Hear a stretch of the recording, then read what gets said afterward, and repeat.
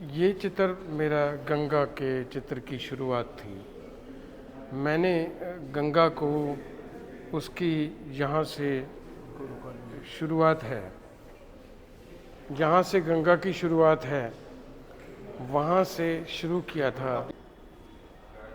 यह गंगा के चित्र जो हैं मैंने 2012 में शुरू किए थे और क्योंकि मैं उससे पहले एक पूरा ट्रैक गंगा का कर चुका था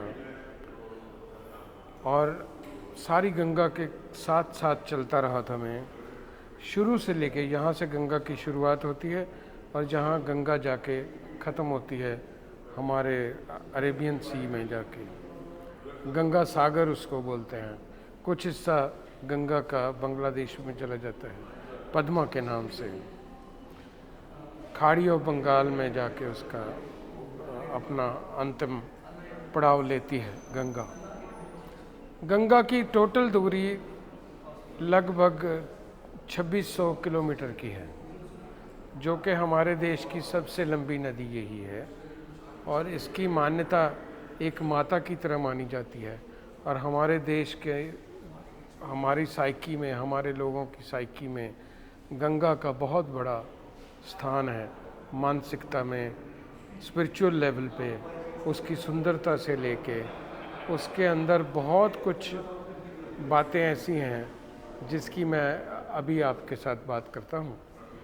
गंगा की शुरुआत असल में गौमुख से नहीं है। गंगा की शुरुआत असल में मानसरोवर से है और मानसरोवर के नीचे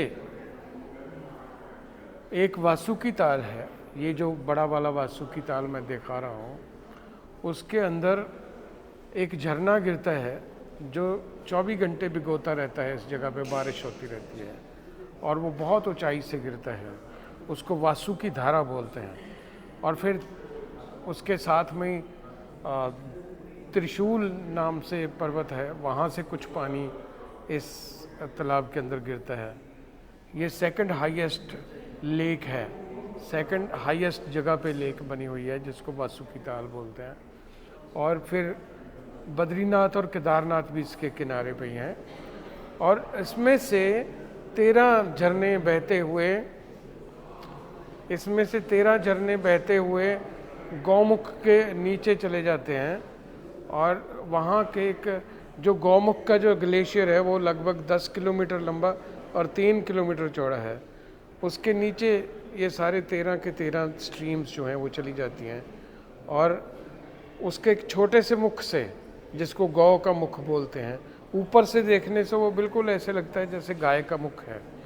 उसमें से पानी निकलता है और धीरे धीरे इसको भगीरथी बोला जाता है और वो चलते चलते भुज भाषा में पहुंचती है, जहाँ पर भोजपत्र के पेड़ हैं बहुत सारे। और उसी जगह पे बहुत सारा साधु संत रहते हैं, साध्वियाँ रहती हैं। और इस जगह पे एक और बहुत खूबसूरत बात है कि इस जगह पे एक रेड फेस मंकी रहते हैं इस एरिया में सारे में। इनको लाल बाबा बोलते हैं और इनका एक मंदिर भी है वहाँ पर, लाल बाबा का मंदिर भी है।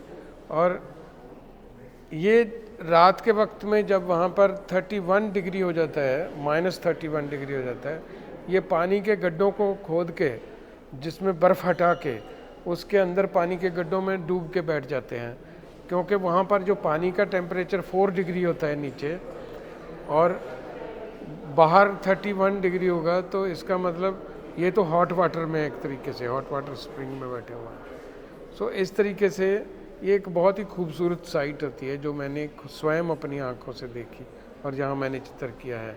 और उस भुजबासा पे एक जो जिसको ब्लैक रेवन बोलते हैं, काला कौवा, उस पहाड़ी हिमालयन काव बोलते हैं इसको। ये एक साउंड करता है ख़ास तरह की, काव करके, और उड़ता हुआ निकलता है। तो इसका मतलब यह है कि आज सारा दिन यहाँ बादल नहीं होंगे और यहाँ पर सिर्फ धूप रहेगी।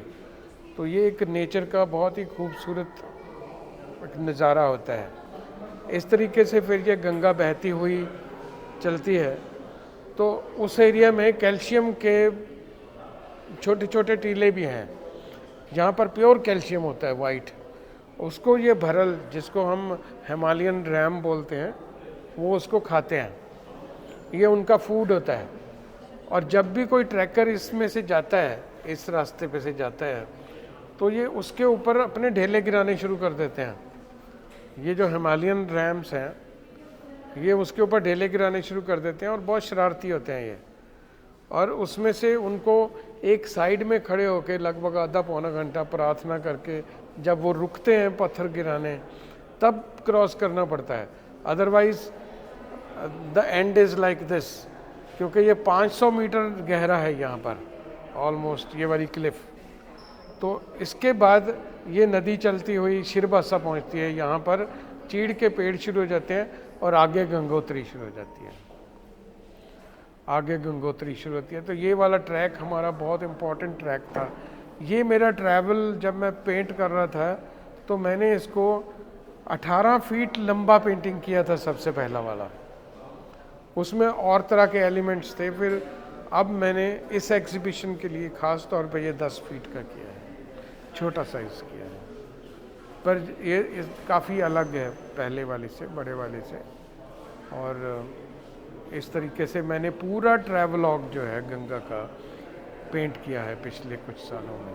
पूरे 10 साल मैं इस काम पे लगा रहा और 3 बार पैदल चला, कुछ समय कश्ती में चला। ये पहाड़ों पे तो पैदल ही चलना पड़ता है, पर आजकल फिर कुछ हिमालय के ऊपर वाली साइड में जाने के लिए हमने हेलीकॉप्टर भी यूज़ किया। फिर बनारस से पूरा बिहार का एरिया और वहाँ तक फरक्का तक हमने फिर नाव में किया। फिर बंगाल से फिर नाव में गंगा सागर तक किया। तो ये बहुत ही एक इम्पॉर्टेंट हमारी यात्रा थी, ये एक इम्पॉर्टेंट हमारा ट्रैक था। अभी मैं सारे ट्रैवल्स पेंट कर रहा हूँ आजकल और विजुअल ऑटोबायोग्राफी कर रहा हूँ। तो ये मेरे लगभग 60 काम थे बहुत बड़े वाले, जिसमें 500 ड्राइंग्स, 400 पेज का लगभग ट्रैवलॉग लिखा था मैंने, और कोई वीडियो शूट भी पूरा टीम के साथ इसका हुआ था, इस सारे ट्रैक का। सो ये इस तरीके से इन चित्रों का निर्माण हुआ।